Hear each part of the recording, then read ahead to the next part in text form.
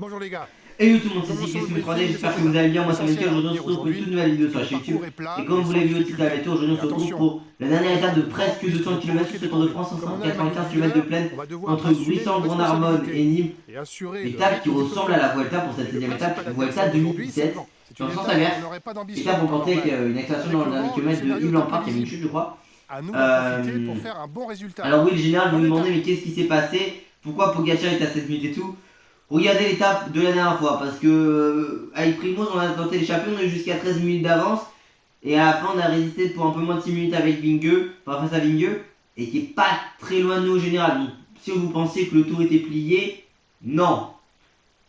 Les pronostics donneront certainement la faveur aux sprinteurs en partant du littoral narbonnais, mais le Mistral peut souffler dans tous les sens et pourquoi pas chambouler les plans des équipes de sprinteurs si des formations à l'aise dans les rafales parviennent à éparpiller le peloton évidemment. Pour cette 16e étape de ce tour, c'est le 16 juillet d'ailleurs du coup. Je tourne ça juste après les dernières étapes, mais c'est juste histoire de faire le début. On est là, on arrivera dans le Gard juste à côté des arènes de Nîmes.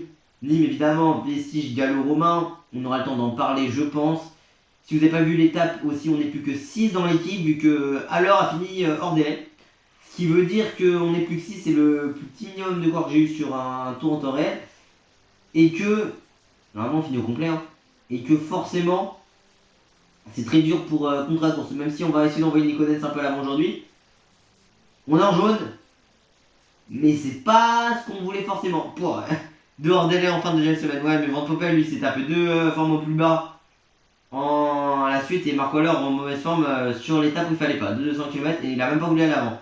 État de grâce pour Vlasov, bonne forme pour Primoz Roglic et Bob Jungels, forme classique pour Mato Sobrero, mauvaise forme pour Nikonen, c'est plus basse la forme de Jayden. Ah aussi, en ce qui concerne Sobrero, Abrahamsen a fini hors délai. Ouais, Abrahamsen hors délai, ce qui veut dire que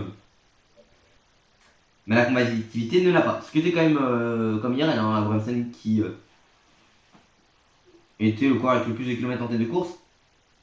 Ce qui n'est pas forcément une très bonne nouvelle en ce qui nous concerne. Hein.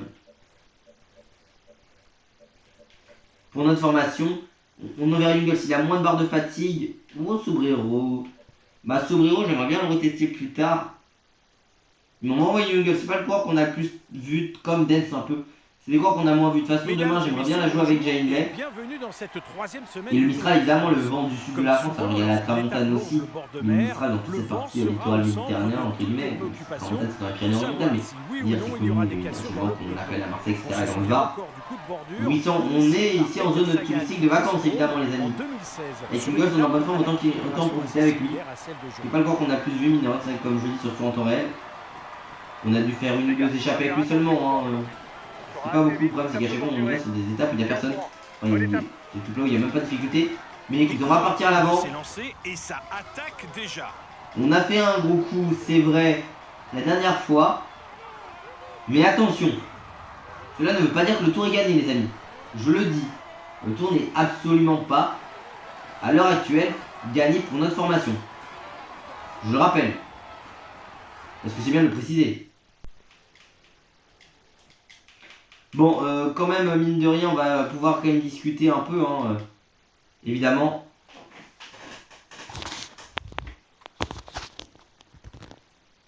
Allez, à tout de suite. Allez, et on est dans cette étape hein, de ce tour en temps réel. À chaque fois, je suis obligé de supprimer des clips vidéo sur le jeu, ce qui me saoule, ou même de supprimer des jeux pour avoir la place, parce qu'on me dit stockage insuffisant pour déclencher TDF. Alors que bah, j'ai quand même 150 Go de libre sur ma console et on met pareil mise à jour impossible à faire en fonction de l'espace de stockage. Vous me direz les mises à jour sur TDF, est-ce que c'est important? Je sais pas, mais en tout cas on va parler de la ville de Narbonne. Parce que c'est juste à côté, hein, on est dans l'aire d'attraction de Narbonne. Donc Narbonne, évidemment il fallait que Jungels se prenne. Il fallait que évidemment je loupe le virage et que je fasse un effort totalement débile. Comme ça, on va pouvoir partir. Alors, Mesguec tente de partir. Bon, écoutez, Narbonne, du coup, c'est une ville du sud de la France, située sur le canal de la Rombine. Elle est connue pour sa station balnéaire, Narbonne-Plage, la construction de la cathédrale gothique Saint-Just et Saint-Pasteur qui a débuté au XIIIe siècle et n'a jamais été achevée. Près de la cathédrale, le palais des archevêques abrite des musées d'archéologie et d'art. Le musée Aurum romain est un labyrinthe souterrain d'anciens entrepôts hérités à l'époque où la ville était un port romain. 53 462 habitants en 2015. C'est l'aire d'attraction de Narbonne, commune centre du coup dans cette aire urbaine si on peut dire ça. Et c'est entre 0 et 285 mètres d'altitude, donc on est dans l'Aude. Ici, et du coup Gruissant, hein, c'est pour ça que j'ai mis Narbonne, c'est juste parce que le département, j'avais un doute si c'était l'Aude ou pas. Donc évidemment, on est dans l'aire d'attraction de Narbonne, commune de la Couronne, entre 200 et 2... non, entre 2 mètres d'altitude, pourquoi ils mettent ça? Minimum 0, max 200. Voilà, donc Gruissant est une commune française située dans le département de l'Aude, en région Occitanie, à une quinzaine de kilomètres au sud-est de la ville de Narbonne. Est-ce qu'on a des trucs côté patrimoine, si on peut se dire, dans cette commune? Alors, on a les salins de Gruissant. C'est vrai qu'on pourrait en parler de ces salins, mais... Alors, j'aimerais juste quand même que... Voilà. Ça puisse un tout petit peu se calmer, parce que j'aimerais même prendre la route. Donc, les claps et les espaces naturels, la chapelle des Osiles, on a les chalets et les plages et cabanes de pêcheurs, et le village de Gruissant. Et d'ailleurs, quand on était sur Narbonne tout à l'heure, est-ce qu'on n'aurait pas le patrimoine juste de Narbonne tout simplement? Est-ce qu'on a des trucs à Narbonne culture et patrimoine dans la ville? Donc on a, bah si on l'a dit notamment avec la fameuse cathédrale. Et si je peux parler, on va parler des salins justement. Parce qu'on nous les a énoncés juste avant. Donc évidemment, Gruissant et donc Grand Narbonne et la commune de Nîmes sont liées du côté du cyclisme, parce que c'est des villes qui accueillent, surtout Nîmes, récemment des grands tours. Pas que le Tour de France, parce que la Vuelta, lors de l'un de ces 4 grands départs à l'étranger à l'heure actuelle, parce que le 5e aura lieu à Lisbonne cette année, auront lieu du coup, enfin le 3e, parce que le 4e est à Utrecht en 2022, comme chacun des 3 grands tours, mais grosso modo, la Vuelta était partie en 2017 de Nîmes. Il y a un chrono par équipe remporté par la BMC. D'ailleurs, on a eu un reportage de TF1 après les attentats à Barcelone qui avait eu. C'est très sympa de quoi on parle. Et bah, ils avaient fait un reportage sur la course qui avait traversé la Catalogne quelques temps plus tard. C'est la seule fois qu'ils ont parlé de la Vuelta chez eux. C'était parce que vu que ça part de Nîmes et que c'est le Tour d'Espagne, etc. Donc voilà. Pourquoi pas. Mais en tout cas, les salins. Est-ce qu'on a quelque chose qui nous le présente? Voilà, c'est la découverte d'un environnement protégé.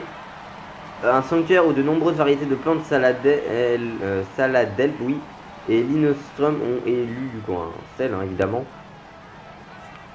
Ici. Mais en attendant, pour le moment, du coup, je voulais vous en parler également. Et la deuxième étape, il y avait eu une accélération à la fin. Je sais plus s'il y avait une chute ou quoi, mais en tout cas, ça avait été remporté par un certain Yves Lampard dans le dernier kilomètre. Et Trentin doit faire 2 ou un truc comme ça. Et c'était dans le sens inverse. Du coup, Nîmes, Gruissant. C'est pour ça que je voulais également le citer. En tout cas, on est dans les vents. Évidemment, et si on arrive à Nîmes, et Nîmes évidemment c'est la préfecture du département du Gard, l'une des villes les plus chaudes de France. Le Gard réputé parce que c'est un ancien endroit gallo-romain, évidemment on va parler du pont du Gard juste après, mais le Gard est un département français situé dans la région Occitanie. D'ailleurs je rappelle que c'est à l'aéroport de Nîmes qu'on a les avions de la sécurité civile pour les incendies de forêt, donc les feux de forêt qui ont lieu. Il y a beaucoup de vestiges gallo-romains ici, donc l'époque gallo-romaine, c'est l'époque qui suivait la guerre des Gaules. Et notamment, bah, c'était l'époque où il y a eu un mélange de culture entre les Romains et les Gaulois. Et notamment, bah, par exemple, le latin s'est importé et beaucoup de monuments. On en parlera juste après. Moi, je veux juste prendre par contre les roues là. Voilà, Tom Scoins. Donc, département français situé dans la région de l'Occitanie, tient son nom de la rivière le Gard, localement appelé le Gardon, qui le traverse.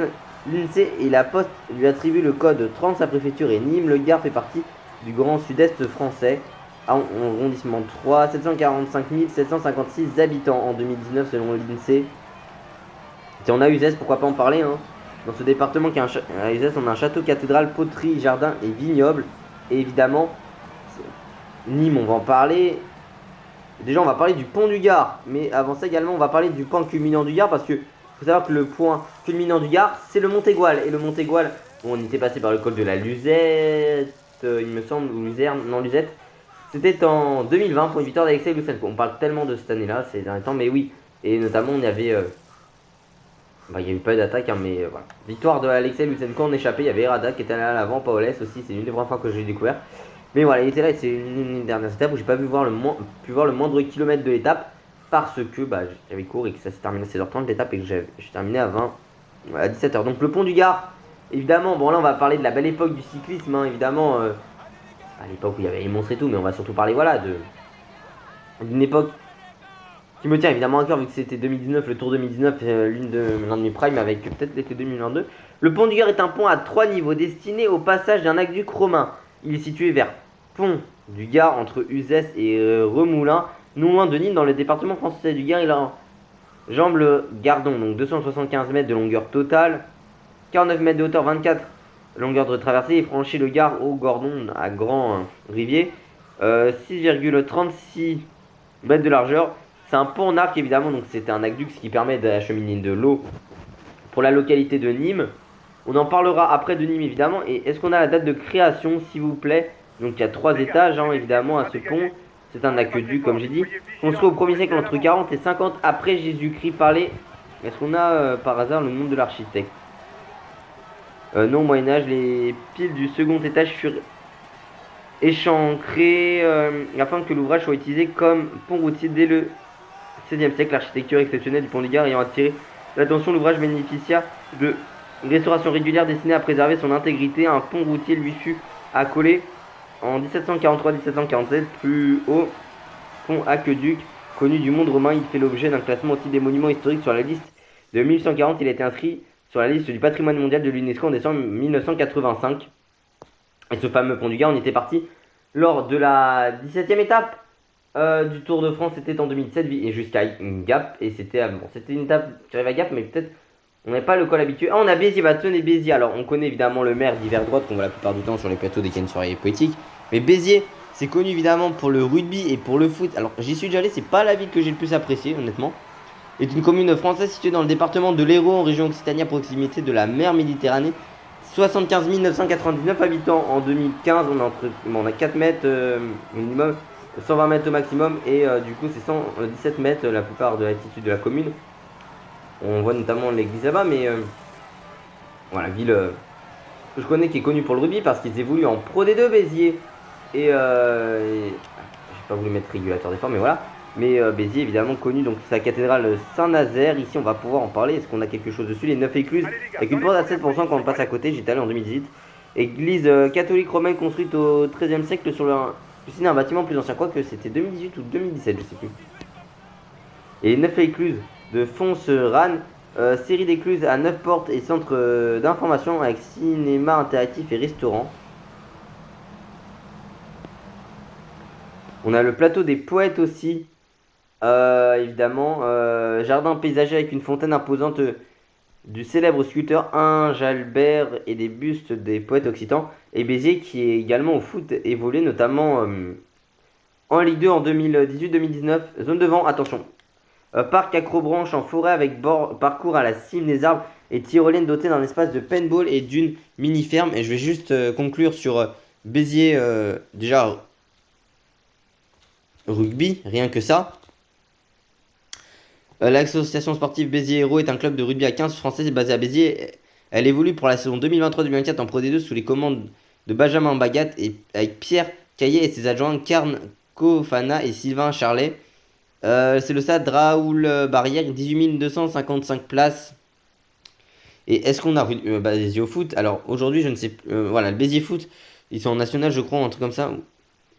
Et fondé en 2007 par la fusion de l'avenir sportif Chimian et du football club de Béziers, j'imagine. C'est l'avenir sportif Béziers.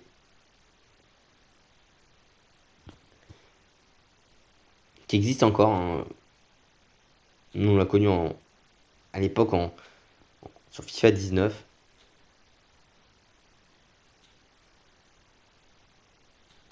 Et juste rapidement pour parler de la localité de Nîmes, hein, évidemment, tenez, on va rester dans le sport avec le Nîmes olympique. Et ce Nîmes olympique qui, ils ont un match de préparation contre Marseille. Bon, j'espère qu'ils vont les taper, mais bon, évidemment avec son président qui aime bien un peu détruire l'équipe parce que Rani Assaf, manager Frédéric Bompard, Rani Assaf évidemment pour s'en détruire un peu tous. C'est même plus le stade des Costières qui a été détruit, c'est le stade des Antonins 8 33 places. Il y a un bordel avec les ultras nîmois, notamment le club surnommé les Crocos.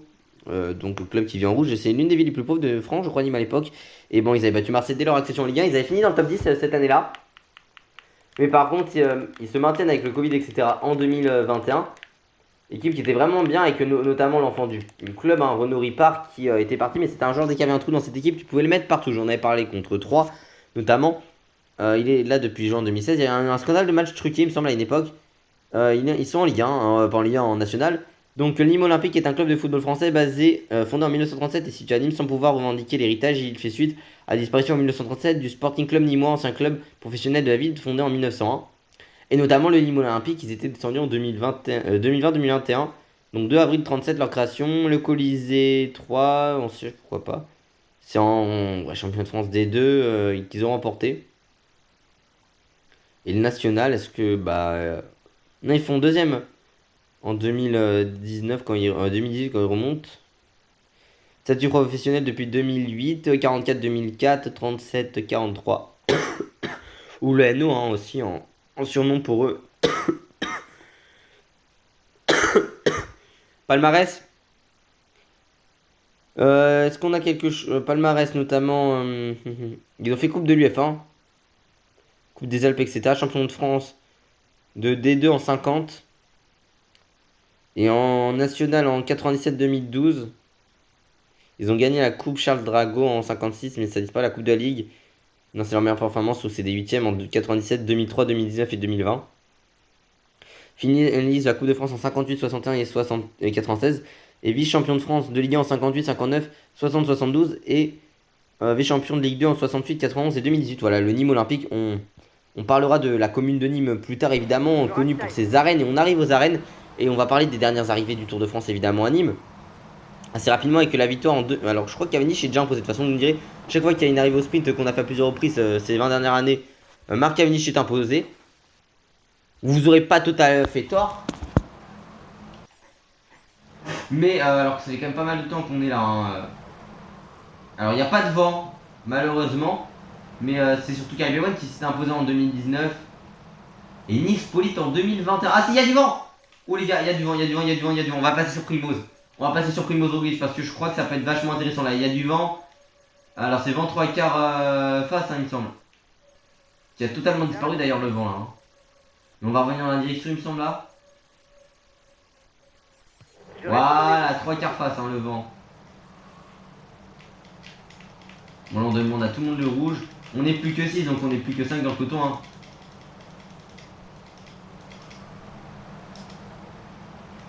Évidemment, parce que je rappelle, dans la dernière vidéo, on a eu hors délai. Marco alors, malheureusement, qui finit en dernière étape. Et le dernier était hors délai. On a Christian King et Nance Perters qui ont été licenciés. On a une échappée avec plus que 9 coureurs, notamment Magnus Kornissen qui est présent à l'avant. Est-ce qu'on a moyen, pourquoi pas, que ça explose hein, dans cette portion de l'étape.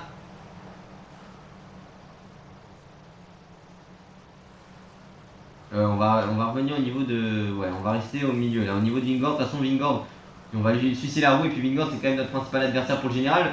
Le peloton qui s'étire un peu, mine de rien, ici. Hein, c'est 3 quarts phase, donc ça peut bordurer évidemment. Si pour le moment ça ne semble pas trop vouloir accélérer, mine de rien, on va quand même demander à nos coéquipiers de faire la bordure et d'accélérer, pourquoi pas. J'ai pas une minute et 5 secondes d'avance.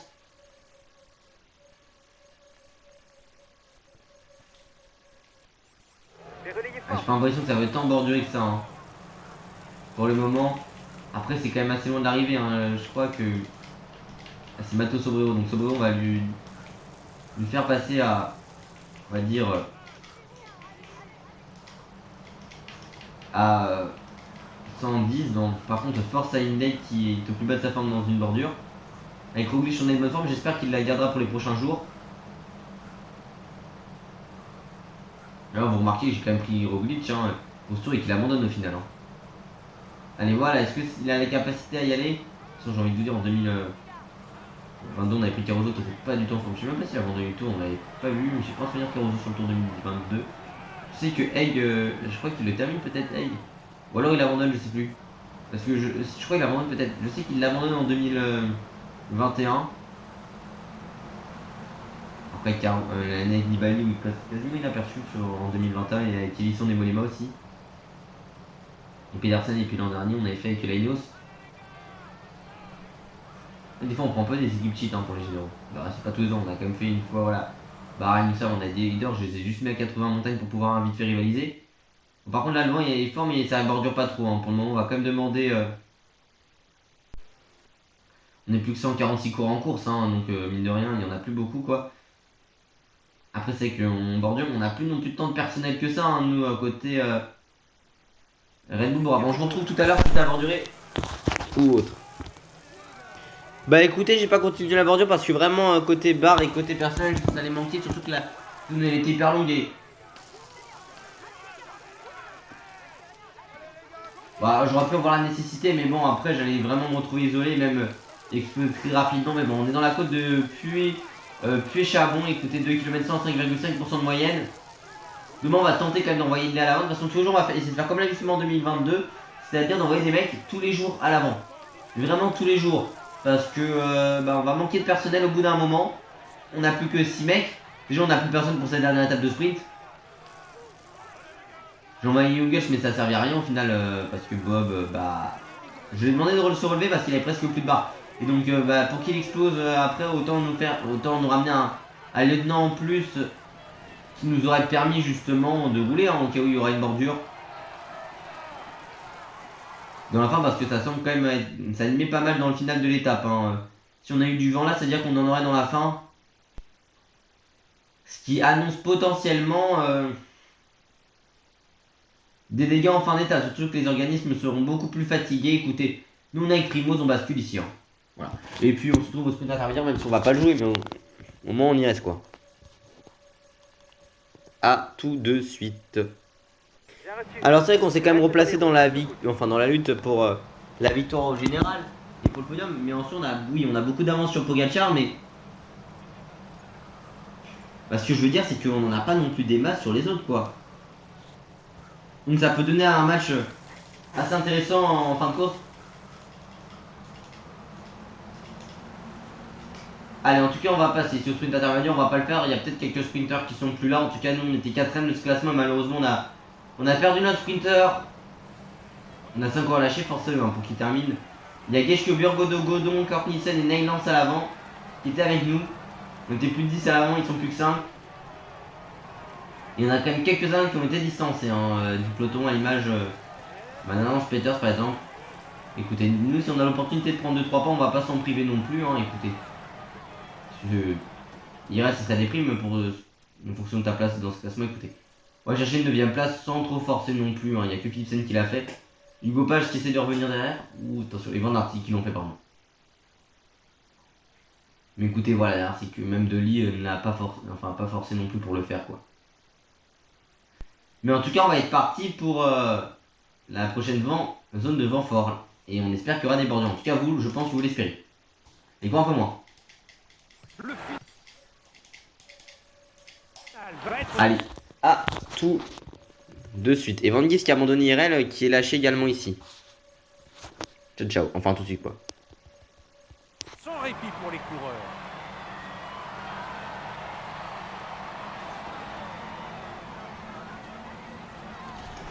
Allez, on se retrouve peut-être pour un moment que vous attendez. En tout cas, on va pas se lâcher, je pense, pour les 30 derniers kilomètres. C'est très rare qu'on va se prendre la peine, mais bon, écoutez.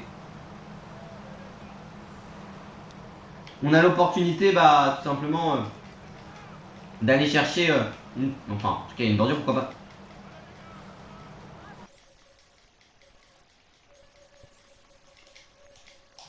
Allez, en tout cas, on va essayer de tout donner, pourquoi pas.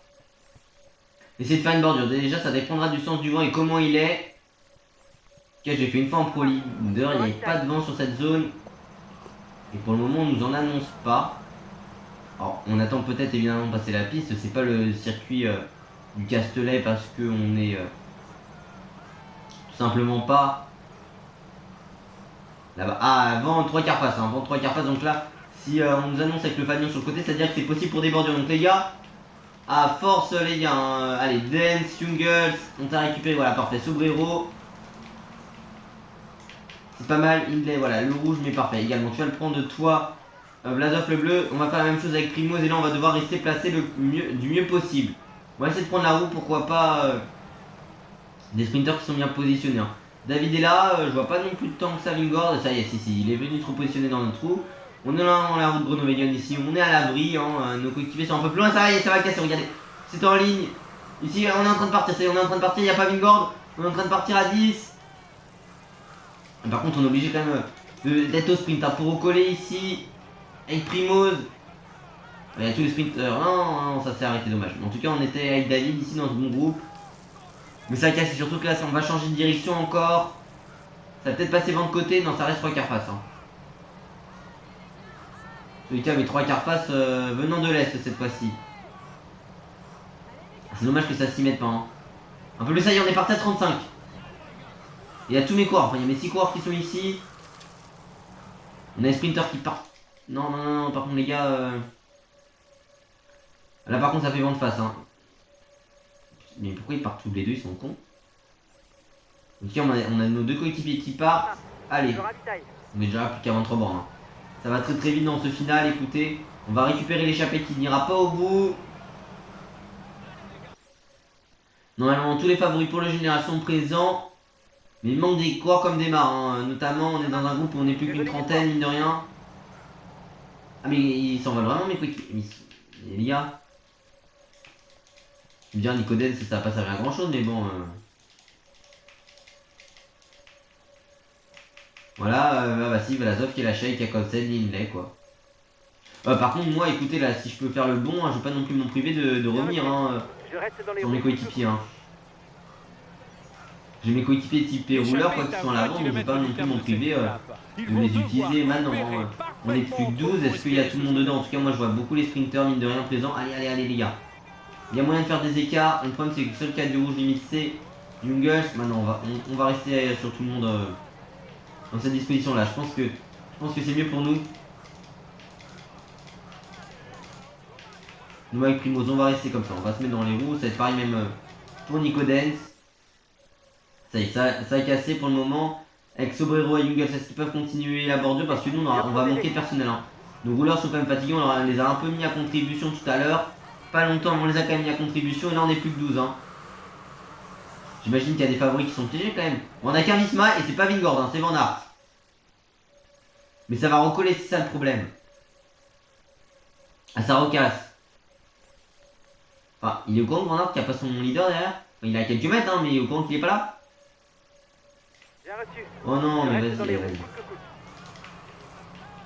Bon soit après je vais récupérer des coéquipiers hein, mais ça me saoule un peu que ça reste comme ça.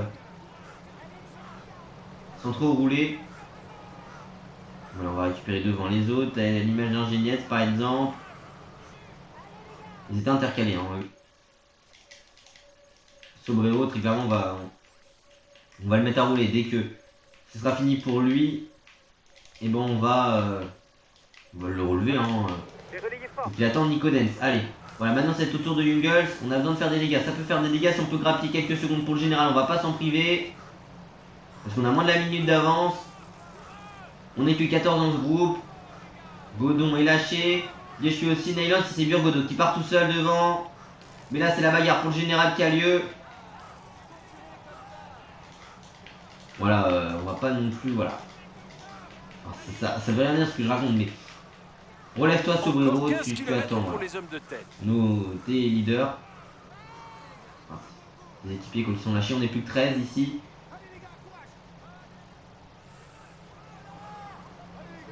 Allez, ça fait des dégâts, hein. Ce groupe, il n'y aura pas non plus tous les leaders qui sont là. Nous, bah écoutez, il nous manque une Vlasov, donc on va arrêter de rouler au bout d'un moment, mais bon. On est revenu sur la tête de la course, écoutez. Ils partent à 9 derrière. Hein. Avec Gaviria par exemple, on est une quinzaine ici, go du lâcher. C'est encore important pour le général, hein. Mais là ils sont de côté Visma, ils peuvent pas se mettre à rouler les mecs. Stragnik et Van Aert. Hein. S'ils ont un minimum de cerveau, ils attendraient Vingord. Ce qui va être le cas, j'imagine. Non, non, bah non, regardez, ils se mettent à rouler en fait, ils se mettent à rouler en faisant un tempo minimal. Hein. Non, mais putain, mais y'a personne qui veut se mettre à rouler là. Ils sont sérieux les gars? Bah attends, ouais, mais toi attends, enfin bon. C'est qu'avec 20 secondes d'écart, hein, mais bon. De toute façon, en soi, ils vont être un peu récupérés. On va. Mais Attends, j'ai appuyé. Taras, putain. J'ai appuyé sur le bouton pour suivre de lit. Mais ce con il a pas pris la roue. Putain, mais ce jeu, quel jeu de merde. Pourquoi je fais des vidéos depuis 5 ans sur ce jeu à un moment? C'est vrai qu'on peut se poser la question aussi des fois. On va prendre la route David. Voilà, on va prendre David. C'est l'un de nos principaux adversaires pour le général. Hein. Pogacar il va revenir, il a été piégé. Pogacar, j'ai même pas fait gaffe à lui qui était lâché. Regardez, on est plus beaucoup, on est que 20. Mandarpool lâché par exemple, mais ça collabore pas trop avec Tranik et compagnie là. Pour Van Aert. Le problème c'est que ça veut pas revenir. Même Geniet s'il roule pas à fond là, putain, mais Geniet s'il pourrait se mettre à rouler, ça ferait des dégâts, même les UAE. Ils y vont pas alors qu'ils sont deux. Ça pourrait être du temps décisif hein, pour Vingord. Nous, bah je pourrais y aller, mais en soi je suis seul donc bon.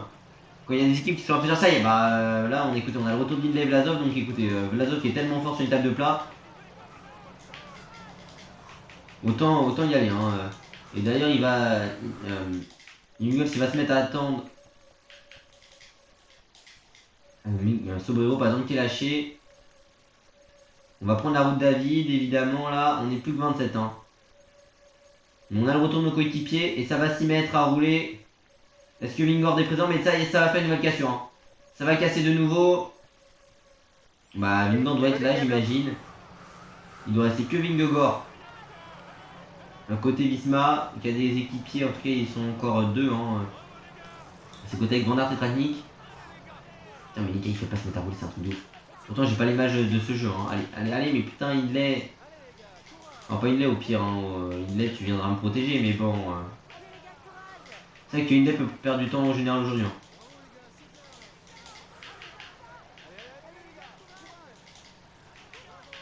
Allez si seulement on avait un jeu qui était bien là on pourrait faire beaucoup plus de dégâts. Allez Hindley qui va nous protéger. Allez bah. Passe. Jay, passe, allez. Ramène-moi. Comme c'est qu'on n'aura pas une barre non plus avec Primoz qui pourra nous permettre de tenir jusqu'au dans le final. On s'est peut-être un peu enflammé ici. Si les 7 km puissants de l'arrivée, ça va être autour de Vlasov. De se mettre à rouler à fond.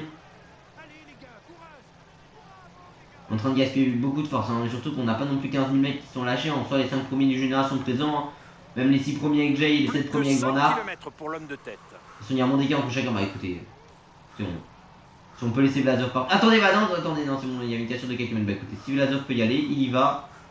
Une victoire de Vlasov sur le plat, ça serait étonnant, mais bon écoutez. Il semble s'envoler, donc autant qu'il puisse y aller. De toute façon, il n'y a personne qui réagit derrière. C'est un peu embêtant. Ça y est, Remco qui va y aller. Par contre, là, Remco qui va, on a 2,30 d'avance, un peu moins sur lui. Donc là, ça va être important. C'est pour ça que Jay va y aller. On va changer de nouveau de direction. Ici, on va passer vent de côté. Un 3 quarts passe toujours, hein, mais on a peut-être pas une barre qui va nous permettre de tenir 5 bornes. Ah, il y en a qui peut pas y aller. Bah écoutez, ça taille une attaque de Primoz. Tout seul dans le vent pour y aller. De toute façon, il n'y a personne hein, qui a pris notre roue pour le moment. Écoutez. Vlasov t'attend Primoz très clairement. Hindley va perdre du temps ce soir. Hein. Remco qui passe à la tête, on a peu de temps d'avance en soi pour le moment. Allez voilà. Vlasov, on est à quelques mètres de la sortie de la zone, mais il faut qu'il nous protège. Et qu'il nous amène le plus loin possible, hein, très clairement. Vas-y, mets-toi à rouler s'il te plaît. Et dit on a 10 secondes d'avance, il passe pas devant ce con, putain. Non mais je sais qu'à chaque fois je reste sur ce jeu, mais à un bout d'un moment, c'est bon. Ouais. Ça craque, hein. On n'est plus que. Bon, on n'est plus que 20 tout simplement pour jouer la victoire là. Allez, voilà. Ça passe à rien grand chose, limite tous nos efforts, surtout que Remco est en train de gagner du temps, mais il n'y a personne qui veut y aller là. Vingord, c'est beaucoup plus dangereux pour lui que pour moi, ça pour le moment, mais il est pas là, Vingegaard. Si, il est présent, il est présent. Pogacar va faire l'effort. Avec David. C'est en train de perdre des secondes ici qui peuvent s'avérer importantes pour le final de ce Tour de France avec Primoz, mais on va craquer, hein, je pense, dans le final. Mais à l'image d'un Tadej Pogacar, c'est une victoire de Remco sur le plat ou pas? Oui, victoire de Remco Evenepoel ici devant les arrêts de Nîmes, mais on va finir dans le bon temps quand même. En soi, on va perdre 10 secondes sur Remco qui peuvent être importantes en fin de tour. Donc tous nos coéquipiers finissent dans le bon temps. Donc ça c'est super. Par contre, il a été le plus fort. Voici le vainqueur de l'étape, Gruissant, Nîmes. Est-ce qu'on on aurait dû peut-être suivre Remco, mais en soi, après, c'est. On a mis Lem et qui était en bout de course à ce moment-là, donc je sais pas s'il y avait une erreur, je pense qu'il y avait une erreur de mon côté, hein, mais bon, écoutez, on va y aller sur la ville de Nîmes en tout cas, qui est une ville d'Occitanie, région du sud de la France, fut un avant-poste important au temps de l'Empire romain. Elle est connue pour ses monuments bien conservés, comme l'arène de Nîmes, un amphithéâtre de 2 étages édifié en l'an 70, de notre ère, toujours en usage pour des concerts et des corridas, la maison carrée, un temple romain en calcaire blanc et le pont du Gard, un aqueduc à 3 niveaux, sont tous deux âgés d'environ 2000 ans. 150 672 habitants en 2015. On a l'université de Nîmes là-bas. Donc la maison carrée, évidemment, autant qu'on en parle, hein, temple romain restauré dédié au prince de la jeunesse avec frises et colonnes richement décorées. On conserve le maillot jaune. C'est la satisfaction de la journée. Les jardins de la Fontaine, qui sont ici. Est-ce qu'on a quelque chose? Oui. Parc de 15 hectares. Le général est toujours pour nous. Hein. Du XVIIe siècle avec ruines romaines, jardin botanique et étangs et sculptures. Bon, victoire évidemment de, comme on l'a précisé avant, de Remco. Le vert pour Philipsen, le maillot blanc pour rouge pour Vlasov et le blanc pour Remco. Doté d'une façade en verre ondulée ressemblant à une toge, ce remarquable musée abrite une collection de reliques romaines, le musée de la romanité. Et la tour Magne, qui est une tour de guet en pierre de 18 mètres d'eau, vestige de l'enceinte romaine de l'époque d'Auguste, vue panoramique. Le pont du Gard, ça on l'a dit tout à l'heure évidemment. Voilà, imposant aqueduc à 3 niveaux avec voûte bien conservée, bâti au 1er siècle par les Romains. Évidemment, les arènes à Nîmes, on les voit à l'arrivée normalement, les arènes de Nîmes. Imposant amphithéâtre romain accueillant reconstitution historique, concerts et événements réguliers.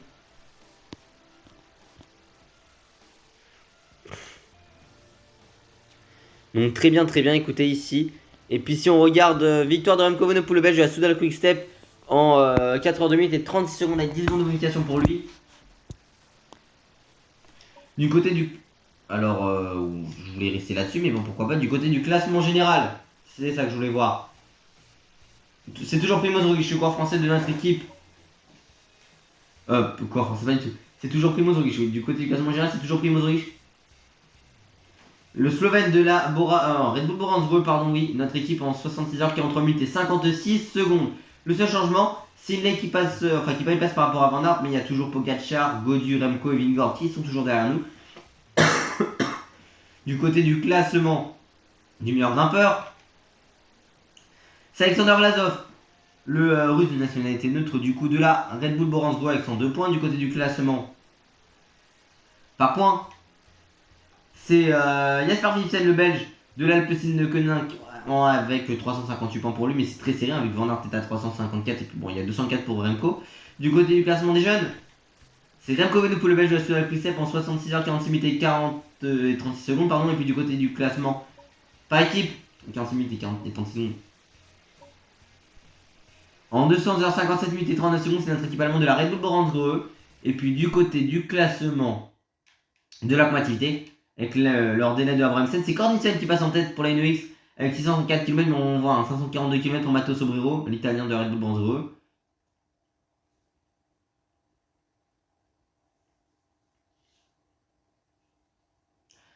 Pour la NOX Pro Cycling Team, c'est un de ses coéquipiers du coup, le Danois, le seul Danois de cette formation, parce que sinon c'est celle norvégien qui était là au départ. Allez, en tout cas, j'espère que cette vidéo et ce thème de bordure vous aura plu. Si c'est le cas, n'oubliez pas de vous abonner, d'activer la cloche de notification, liker, partager, commenter et de venir me rejoindre sur Insta et sur TikTok, c'est Cyclisme 3D. Portez-vous bien, à la prochaine, ciao ciao.